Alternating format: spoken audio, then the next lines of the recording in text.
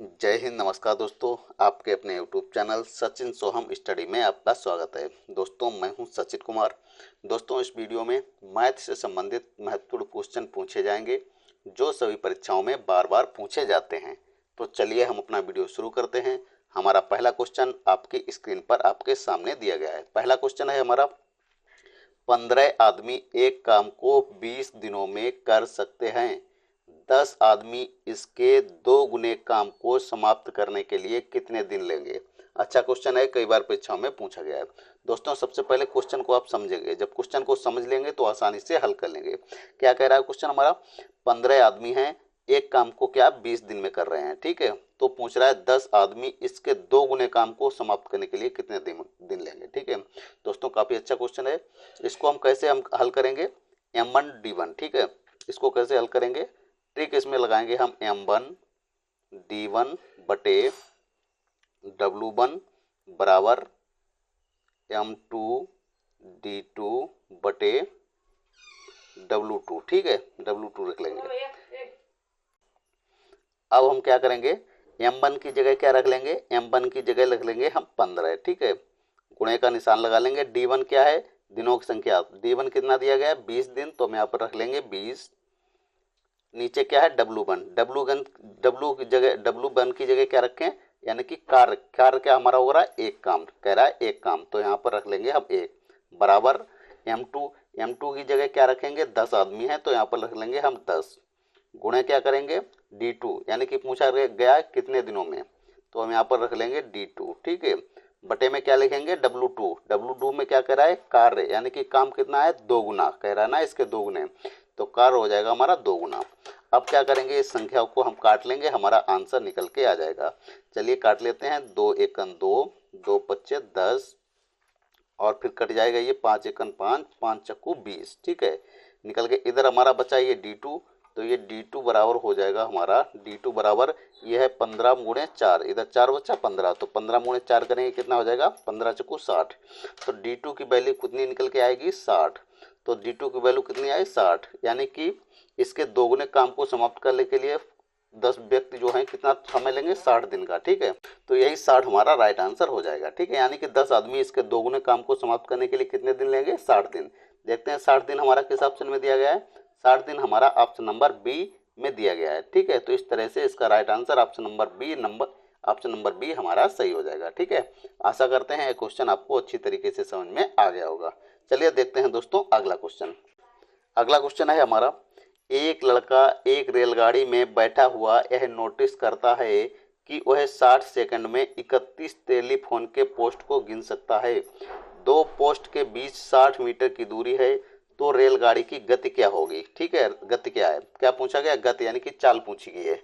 चाल बराबर क्या होता है, दूरी बटे समय। ठीक है, तो सबसे पहले जब दोस्तों यहाँ पर पूछा गया है, एक लड़का एक रेलगाड़ी में बैठा हुआ है, वह नोटिस करता है 60 सेकंड में उसने 31 टेलीफोन के पोस्ट को गिना, और पोस्ट के बीच, पोस्ट टेलीफोन पोस्ट मतलब खंबे होते हैं। ठीक है, खंबों के बीच की दूरी क्या है, 60 मीटर। ठीक है दोस्तों, आपको सबसे पहले मैं समझा दें। ठीक है, मान लेते हैं ये पहला पोस्ट है, दूसरा पोस्ट, तीसरा पोस्ट और ये चौथा पोस्ट। ठीक है, इनके बीच की दूरी क्या है, ये 60। ठीक है, 60 मीटर है। ठीक है, अब ये बताइए खंबे हमारे कितने हो गए, यहाँ पर 4, 1 2 3 4। ठीक है, इनके बीच की दूरी कितनी हुई, 60, 60 और 60। ठीक है, यानी कि 12 छतियाँ 18, यानी कि 4 खंभों के बीच की दूरी कितनी निकल के आई, 180 मीटर। ठीक है, तो क्या है, अब यहाँ पे ध्यान देने बात यह गया, क्या है, खंबे कितने हैं यहाँ पर 4, बीच में यहाँ पर क्या है, दूरी कितनी निकल गई, 60 60 60, यानी कि 3 खंभों की दूरी गिनी गई है। ठीक है,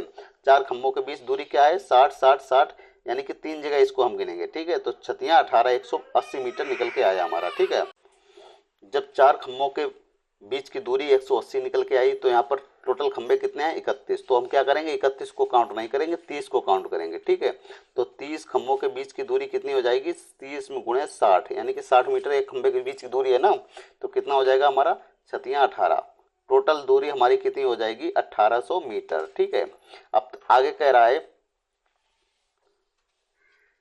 तो इनकी क्या निकलना है, हमको पूछ रहा है, तो रेलगाड़ी की गति ज्ञात कीजिए। गति यानी कि चाल, चाल बराबर क्या होता है, दूरी बटे समय। ठीक है, चाल बराबर क्या होता है, दूरी, तो दूरी हमारी कितनी हो गई यहाँ पर 1800। ठीक है, 1800 बटे में समय कितना दिया है 60 सेकंड, ठीक है 60 सेकंड यहाँ पर दिया है, यहाँ पर दिया है 60 सेकंड 60 सेकंड। अब दोस्तों यहाँ पर ध्यान देने वाली बात है कि हमारा समय यहाँ पर सेकंड में दिया है और जो आंसर दिया है किलोमीटर प्रति घंटे में दिया है, 90 किलोमीटर 108 किलोमीटर 60 किलोमीटर यहाँ पर 90 किलोमीटर प्रति घंटे में दिया है। तो क्या करेंगे, मीटर प्रति सेकंड को किलोमीटर प्रति घंटे में चेंज करने के लिए क्या करते हैं हम 18/5 से गुणा करते हैं, ठीक है।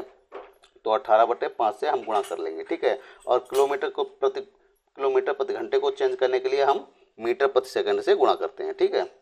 18 जब किलोमीटर प्रति घंटे को हम मीटर प्रति सेकंड में चेंज करने के लिए क्या करते हैं 5/18 से गुणा करते हैं, ठीक है। यहाँ पर क्या हो जाएगा 18/5। अब हम इसको काट लेंगे, एक जीरो से ऊपर जीरो काट लिया, 6 एकन 6 7 18, यहाँ पर जीरो बचा, यहाँ पर जीरो रख लेंगे, 5 एकन 5 और 5 छक्का 30, ये हमारा कट गया। बचा कितना हमारा ऊपर 18 बचा और 6 बचा। अब क्या करेंगे 18 और 6 का गुणा कर लेंगे, 18 छंगा कितना होता है 108, ठीक है। यही 108 हमारा क्या हो जाएगा राइट आंसर हो जाएगा, ठीक है। तो क्या आ जाएगा पूछ रहा है तो रेलगाड़ी की गति क्या होगी, यानी कि 108 किलोमीटर प्रति घंटा हमारी गति हो जाएगी। देखते हैं 108 किलोमीटर प्रति घंटा किस ऑप्शन में दिया गया है।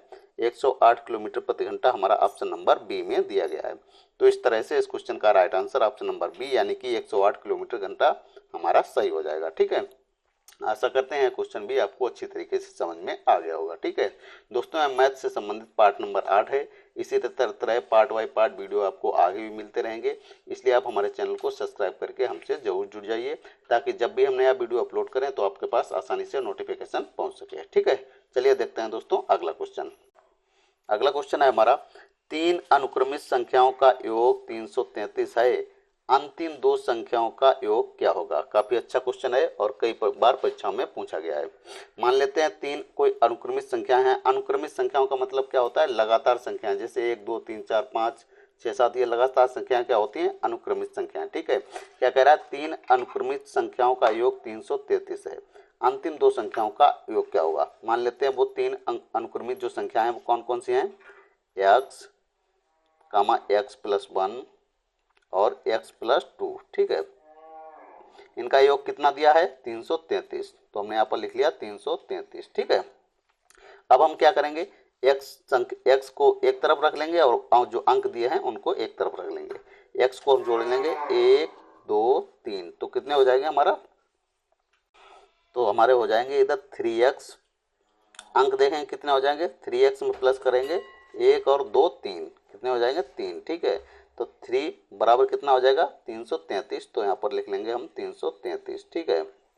अब देखेंगे x बराबर देखेंगे 3x बराबर क्या हो जाएगा 3x बराबर ये जो 3 प्लस के है इधर दिया है बराबर के उधर जाएगा तो माइनस में हो जाएगा, ठीक है। तो 333 से हम इस 3 को घटा देंगे, कितना आ जाएगा हमारा 330 आ जाएगा यहाँ पर, ठीक है भाई। +3 जो है बराबर के इधर है, बराबर के उधर जाएगा तो माइनस में हो जाएगा ना, तो 333 से हम 3 को घटा देंगे, कितना आ जाएगा 330। तो x बराबर बताइए क्या हो जाएगा, x बराबर हो जाएगा 330 बटे में 3 हो जाएगा। अब हम इसको काट लेंगे, 3 एकन 3 3 एकन 3 3 एकन 3 0, यानी कि कितना निकल के आया 110। 110 ये क्या है हमारी सबसे छोटी संख्या है, ठीक है। 110 क्या है सबसे छोटी संख्या है। पूछा गया है और पूछा गया अंतिम 2 संख्याओं का योग ज्ञात कीजिए। संख्याएं हमारी कितनी है 3, तो 110 हमारी सबसे छोटी संख्या है। इसके बाद क्या आएगी 111 आएगी, इसके बाद क्या आएगी 112 है। पूछा गया 3 अनुक्रमित संख्या, तो 3 संख्याएं कौन सी हैं 110 111 और 112। पूछा गया अंतिम 2 संख्याओं का योग, तो हम क्या करेंगे 111 और 112 को जोड़ लेंगे। 111 और 112 को जोड़ेंगे हमारा निकल के आ जाएगा 223, ठीक है। कितना आएगा 223, यही हमारा राइट आंसर हो जाएगा। देखते हैं 223 हमारा किस ऑप्शन में दिया गया है, तो 223 हमारा ऑप्शन नंबर डी में दिया गया है। तो इस तरह से इस क्वेश्चन का right answer option number D यानी कि 223 हमारा सही हो जाएगा, ठीक है। आशा करते हैं यह क्वेश्चन भी आपको अच्छी तरीके से समझ में आ गया होगा। दोस्तों आपको इसकी हम सिंपल ट्रिक भी बता रहे हैं, आपको इसको x बाय मानने की जरूरत नहीं है। सिंपल ट्रिक क्या है वो भी आपको हम बता रहे हैं। सिंपल ट्रिक क्या है, इसमें पूछा गया 3 अनुक्रमित संख्याओं का योग 333 है, ठीक है। तो 3 संख्याओं का योग क्या दिया है 333, तो हम यहाँ पर लिख लेंगे 333 बटे में कितना लिखेंगे संख्या कितनी है 3, ठीक है। तो 3 से हम इसमें भाग दे देंगे, काट लेंगे इनको, 3 एकम 3, 3 एकम 3, 3 एकम 3, 3 एकम 3, कितना निकल के आया 111। 111 ये क्या है हमारी बीच वाली संख्या है, ठीक है। 111 क्या है बीच वाली, तो 111 के एक इधर संख्या हो जाएगी, एक इधर संख्या हो गई। 111 के पहले कौन सी संख्या हो जाएगी 110 हो जाएगी, और 111 पहले हो जाएगी 110, और 111 के बाद कौन सी संख्या हो जाएगी 112, ठीक है। ये हो गया ना। पूछ रहा है अंतिम दो संख्याओं का योग क्या होगा, तो अंतिम दो संख्या हमारी कौन सी हो गई 111 हो गया और 112 हो गया। इनको दोनों को हम प्लस कर देंगे तो निकल के आ जाएगा हमारा 223, ठीक है। यही हमारा राइट आंसर हो जाएगा। 223 हमारा कहाँ दिया गया है, ऑप्शन नंबर डी में दिया गया है। तो इस तरह से इस क्वेश्चन का right answer option number D यानी कि 223 हमारा सही हो जाएगा, ठीक है। ऐसा करते हैं, ये क्वेश्चन आपको अच्छी तरीके से समझ में आ गया होगा। दोस्तों आप किसी भी परीक्षा की तैयारी कर रहे हो, जैसे Uttar Pradesh police, Uttar Pradesh SI, railway आदि किसी भी परीक्षाओं की, ऐसे ही क्वेश्चन सभी परीक्षाओं में पूछे जाते हैं, ठीक है। इसलिए आप हमारे वीडियो को अंत तक जरूर देखें। चलिए देखते हैं दोस्तों अगला क्वेश्चन। अगला क्वेश्चन है हमारा 5 क्रमागत सम संख्याओं का औसत 40 है, इन संख्याओं में से सबसे छोटी संख्या का मान ज्ञात कीजिए। दोस्तों सबसे पहले आपको बता दें औसत क्या होता है। औसत हमारी जो होती है, औसत क्या होती है, बीच वाली संख्या होती है। जैसे मान लेते हैं औसत पूछा गया 1, 2 और 3, इनका पूछा जाए 1, 2, 3 का औसत क्या हो जाएगा, तो इसका औसत हो जाएगा 2, क्योंकि औसत हमेशा बीच वाली संख्या हो जाएगी, ठीक है। औसत क्यों, आप कहेंगे 1, 2 इसमें कैसा हो गया, तो हम इनको जोड़ लेंगे, 2 इनको जोड़ेंगे, संख्याएं हमारी कितनी है 3, इनको हम जोड़ लेंगे, 3, 2, 5 और 1, 6, ठीक है। 6 संख्याएं कितनी है 1, 2, 3, तो 3 से हम क्या करेंगे भाग दे देंगे, 3 एकम 3, 3 दूना 6, कट के निकला कितना हमारा 2, तो औसत आया बीच वाला निकल के, ठीक है।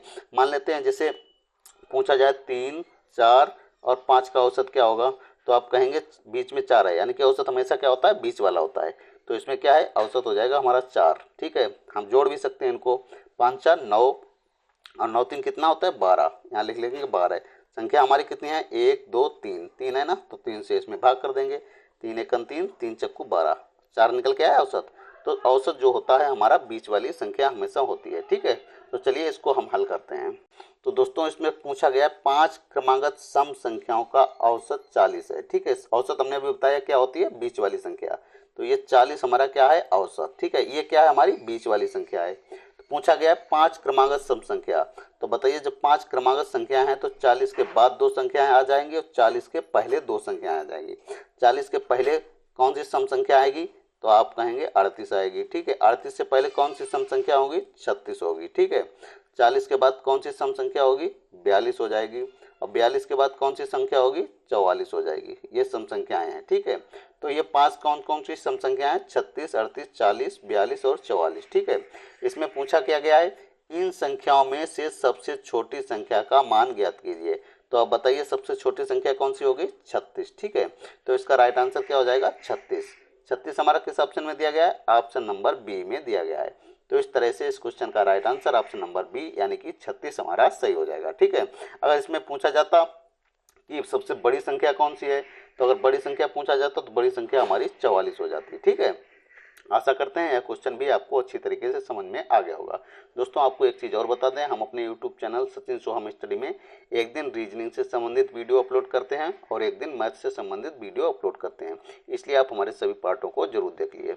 दोस्तों ये हमारा लास्ट क्वेश्चन था, हमारा ये वीडियो यहाँ पर समाप्त होता है। दोस्तों ये वीडियो आपको अच्छा लगा है तो वीडियो को लाइक करें, शेयर करें और चैनल को सब्सक्राइब करें। मिलते हैं अगले वीडियो में, तब तक के लिए जय हिंद, नमस्कार।